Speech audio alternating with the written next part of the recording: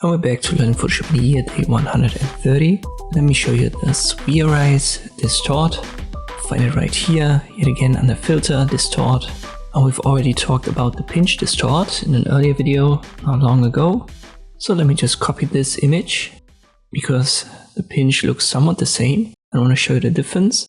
So press Ctrl J here in my layers menu to copy the image, and let me rename that via a double click. So the one at the bottom should be the Spherize, one on top the pinch. For the top one we go to Filter, Distort, Pinch, and here you can already see it in the preview window. It kinda blows it up from the inside or pinches it in.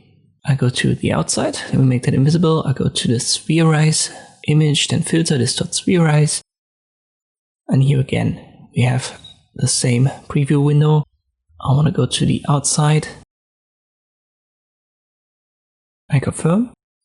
Looks somewhat the same, but here's the pinch, and you can see the edges, they're totally different. So the Spherize, it tries to blend it more with the edges, and on the inside it's way more expanded.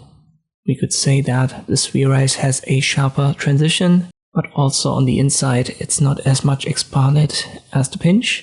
For Spherize we also have different modes. The normal mode, it affects both dimensions, horizontal and vertical. And you can also split that, so only affect horizontal and vertical, which is then more like a compression and an expansion in one dimension.